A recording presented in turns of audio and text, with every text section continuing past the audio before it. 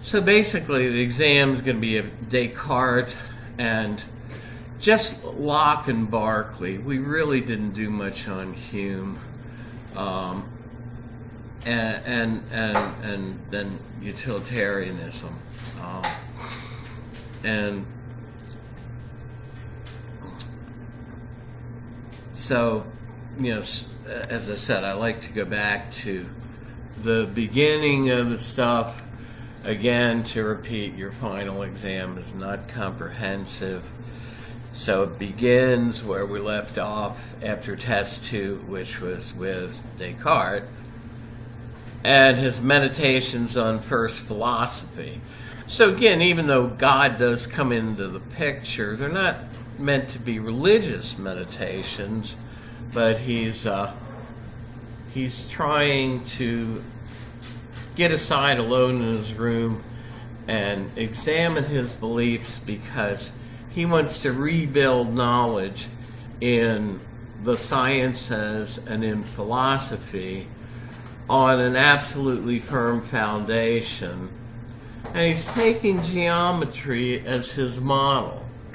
In a system of geometry, you start with simple truths like the shortest distance between 2 points is a straight line, things that are obviously true, and deductively you work from those to much more complex truths. But the idea is that if everything's derived from a base of obviously true truths, and you're using rules that lead you from one statement that's true to another, then you can rely on the derivations. And so Descartes wants to find at least one, if not more, absolutely true truths that he can rest knowledge on. And, the way he does this might be backwards from what you'd think.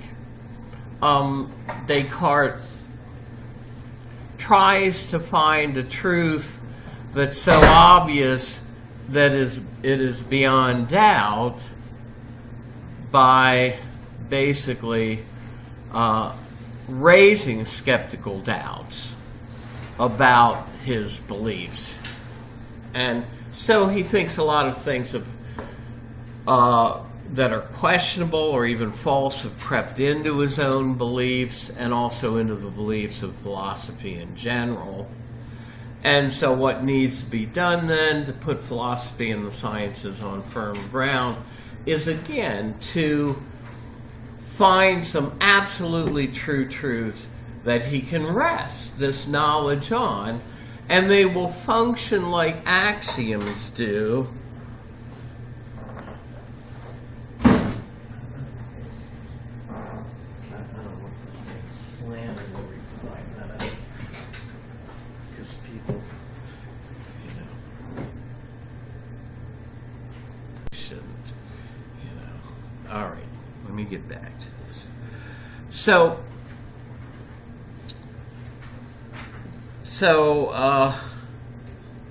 how's he going to do this? How's he going to find some absolutely true truths?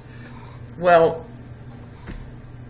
he's going to try to find some truths that are beyond doubt by using skeptical arguments to eliminate from consideration any statements about which he can raise a doubt. And so why Descartes will treat his current beliefs, or the way he'll treat them. Well, he says he doesn't have to prove questionable beliefs false to eliminate them from consideration as not being absolutely certain truths. All he has to do is raise a doubt about it. Now, we mentioned that his method is called methodic doubt, methodological skepticism, hyperbolic doubt. I think your book uses the term radical doubt. basically, he's using doubt as a technical method. In other words, it's no criticism that, well, wait a second, Descartes, in your own everyday life, you don't really doubt these considerations that you're bringing up. Well, no, but he thinks if he can raise even an out in left field imaginary doubt about a belief, then it's not certain enough for him to rest knowledge on. And he'll set aside beliefs that he can raise a doubt about, and he doesn't have to go through each belief individually. What he says is there are principles that define whole classes of beliefs, the first class of which are the beliefs we have through our senses. And we're going to see another class are the beliefs we have from the abstract sciences through math. If you just walked in, the date and time of your final is the top one. Note that it's Monday, December 18th, 10 to 11:50. Okay. So, Descartes, as we saw, knows that sometimes our senses can deceive us about optical illusions, like the bent stick in water that isn't really bent, it only looks that way, or small distant objects can be mistaken for what they are. I gave you an example of a piece of driftwood on a beach being mistaken for a seagull. But Descartes knows we have other, so these are beliefs where our senses can obviously fool us at times, but Descartes says, what about the beliefs that I have from my senses that seem to me absolutely certain, like the beliefs I have about what's going on in the room around me. Descartes says, how can I doubt that I'm here in my living room? I got a big fire going because it's winter. I'm sitting in my easy chair. I'm holding a piece of paper and a quill pen on which I'm writing these meditations. How can I raise a doubt about such obviously certain beliefs? Well, the way he does it is to conjecture that he has had vivid dreams where he thought he was exactly where he is now, seated in the living room, and when he woke up from his dream, he found that he was asleep in bed. And Descartes raises what we call his dream conjecture. He says, well, couldn't I be dreaming now then? And the things that the beliefs that I have based on what my senses tell me, even though they seem obviously true, he says, well, if things are vivid in a dream, why couldn't this be a dream? So the dream conjecture supposedly shows ordinary beliefs to be doubtful because he does not think we can adequately distinguish between waking and dreaming. Now, one of the options you'll have for an essay for the final, and again, just one essay is needed, is one that centers around whether Descartes' claim that we can't really distinguish waking from sleeping, that any tests that we might use, according to Descartes, don't really do the job. I can notice that my eyes are open and say, well, how can I be asleep in my bed? My eyes are open. but you can dream that your eyes are open and that you're watching yourself with open eyes. You know, you can.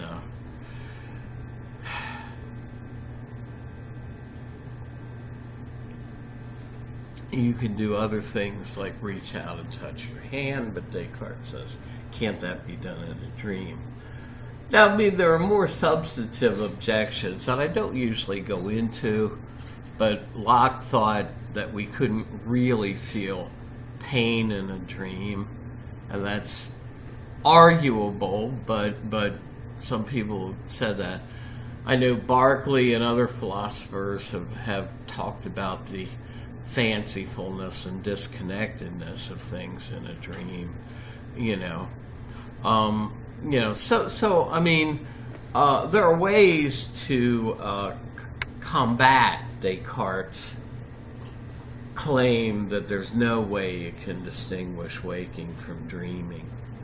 But let's suppose we give him his presumption here, and that you can't tell. Well, the upshot of that, then, is that we can't tell for certain that we're not dreaming now. And if that's the case, then we can't tell for certain if what we're experiencing now, if what our senses seem to be telling us about the world are just part of a very vivid dream. And so the dream conjecture not only has Descartes questioning what his senses might be telling him about his common sense knowledge that he thinks he has of the things he's immediately experiencing around him, right? He might not really be in his living room. He may be asleep in his bed. But if Descartes' right, this conjecture that he might be dreaming also throws doubt over observational sciences like astronomy and chemistry, sciences that depend on sense observations, or sense observations aided by equipment like telescopes and microscopes. In other words, maybe all these sciences are dealing with our dream objects. So he says, if I can't distinguish dreaming from waking, then that allows me to set on the side as not absolutely certain any statements having to do with what my senses tell me about the world around me, with supposed knowledge from my senses. But now, Descartes, though, is convinced that this conjecture that he might be dreaming can only take his doubt so far. Because he says, well, you know what? Even if I'm dreaming, still, like that whiteboard over there, even if we're dreaming and that whiteboard is just a dream object, it's still going to be rectangular, right? It's still going to have 4 sides, not more than that. And so, basically, he says, I mean, suppose those 2 rows of desks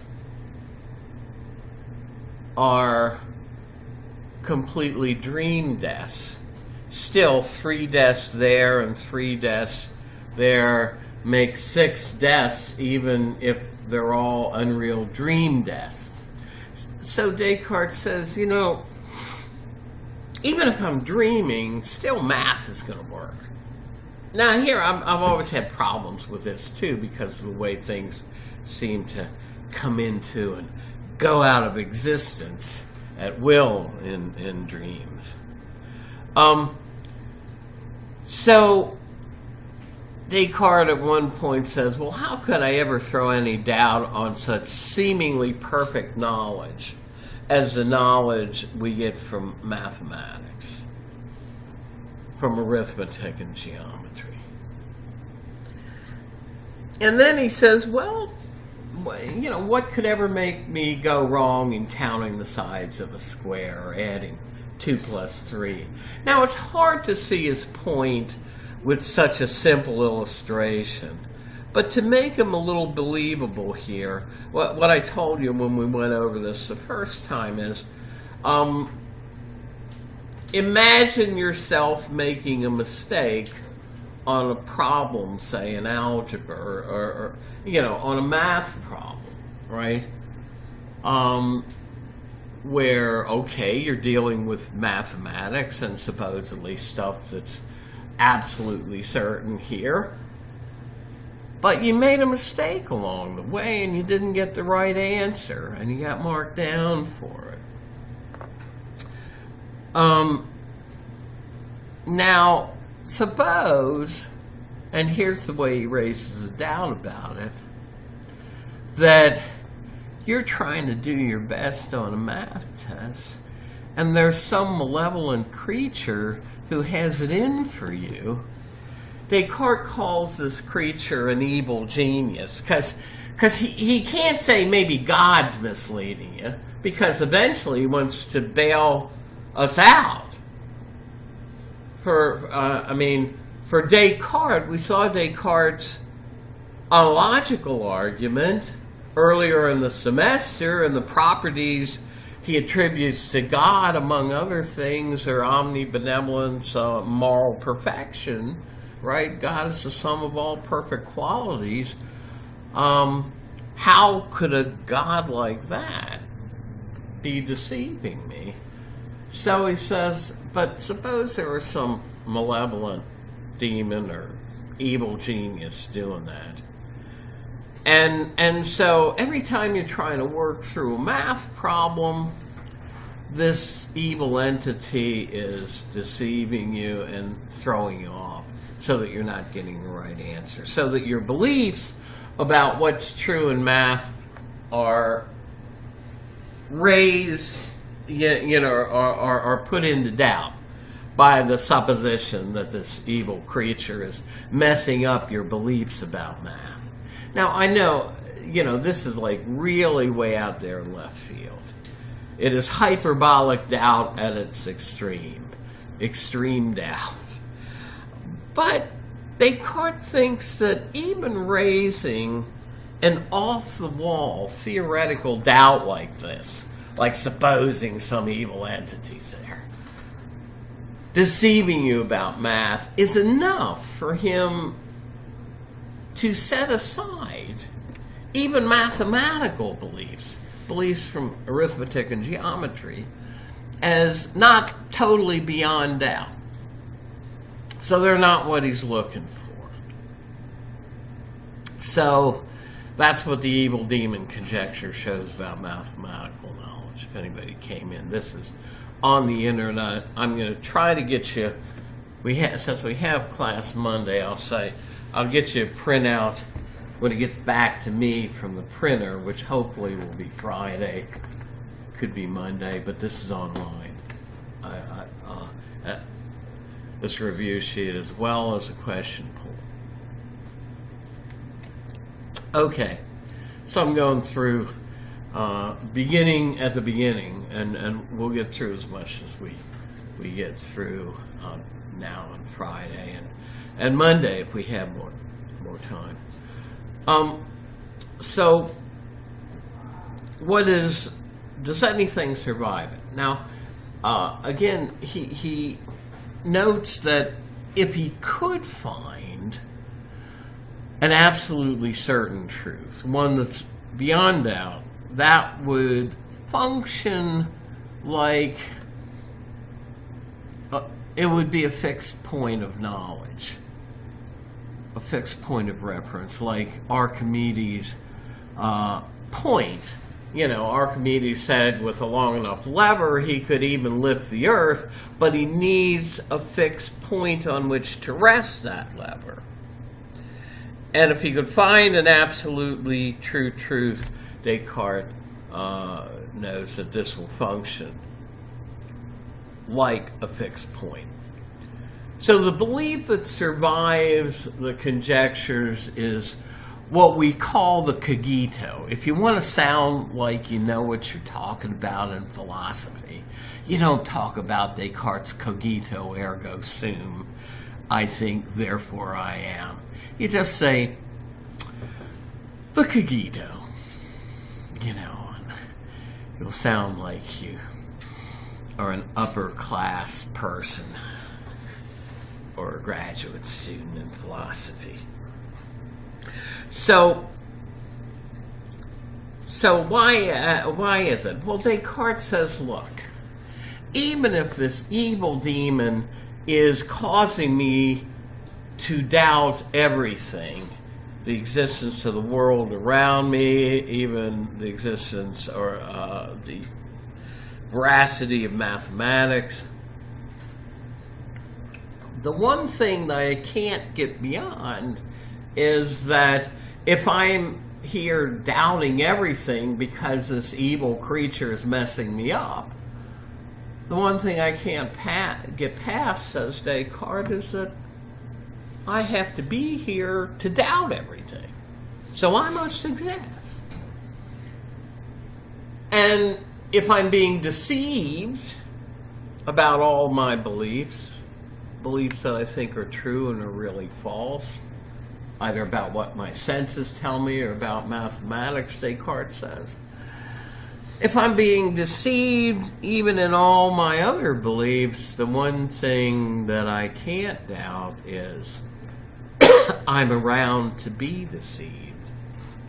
So Descartes says, look, no matter how many doubts I raise, I can't doubt my own existence. And so he says in the Meditations, I'm going to take the proposition, I exist, as true every time I pronounce it or think it.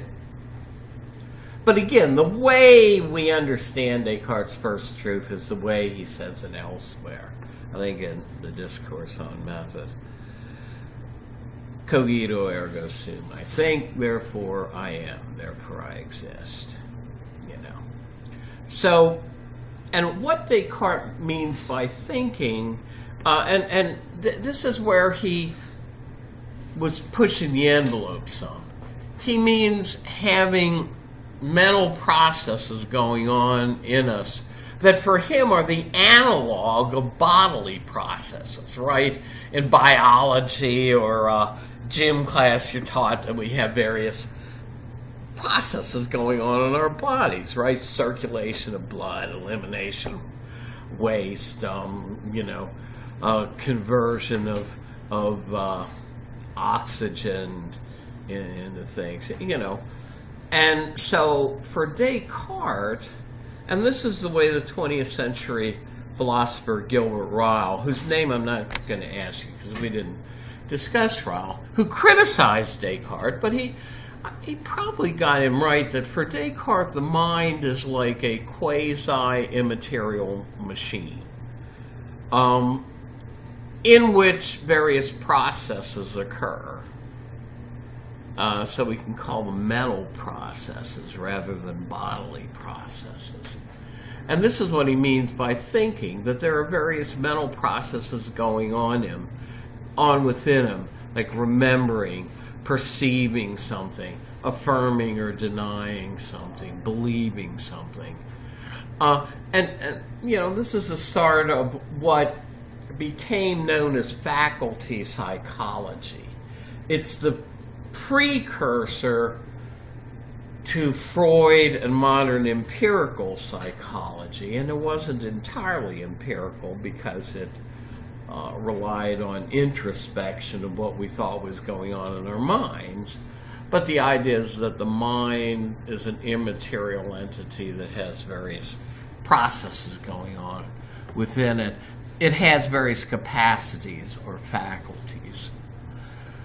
So,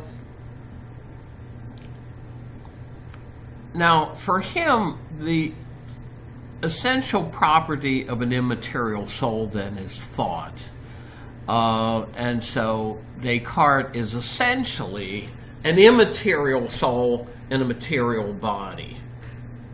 And of course, for him, and this fits in well with his Roman Catholic faith, you know, he is a soul that will survive the death of the body. Now, he makes use of an assumption that dates all the way back to Plato, to Phaedo, and that is that immaterial souls do not have extension in material space, that they're like a point in geometry.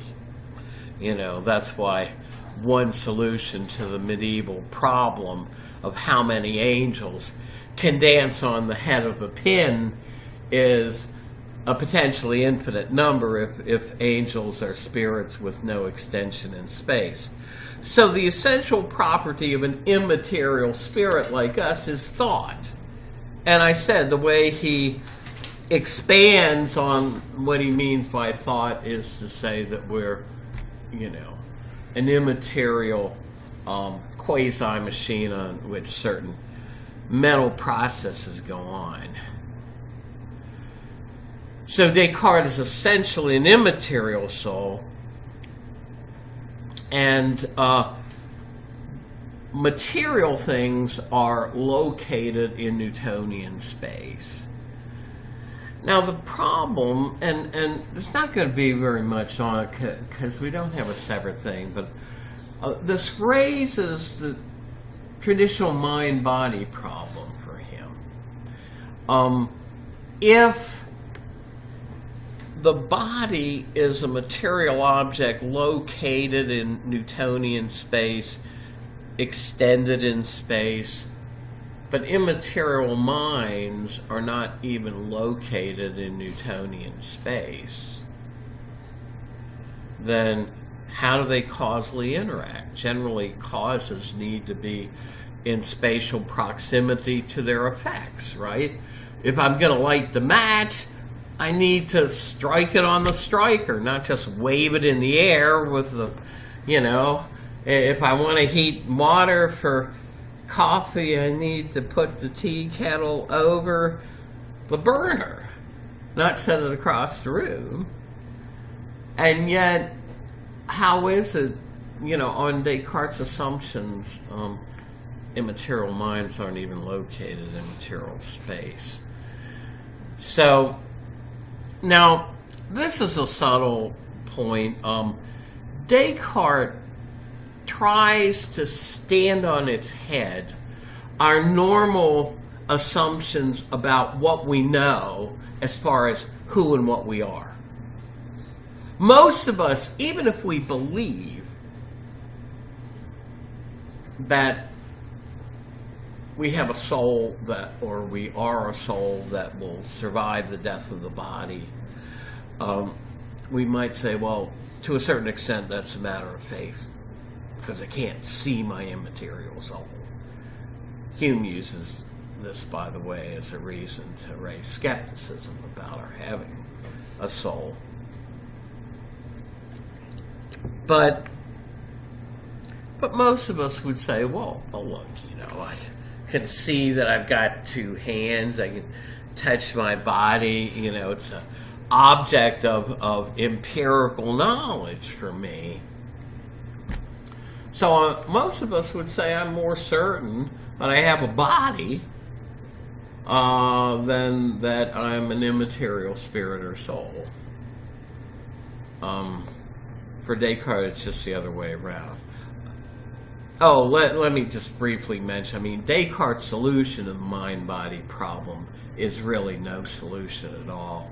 He postulates that the pineal or pineal gland at the base of the brain is what is called the locus of interaction between soul and body, between mind and body. But what is he says it's of such subtle matter that even the immaterial soul can move it. But the problem here is that what is the pineal gland if it's not a material object located and extended in Newtonian space? So Descartes, in the end, has as much of a problem trying to explain how the immaterial soul can move the pineal gland as he has in explaining how it can move the rest of the body. So that turns out not to be a solution. Also, there's no positive empirical evidence, and probably never will be, that that's the function of that gland.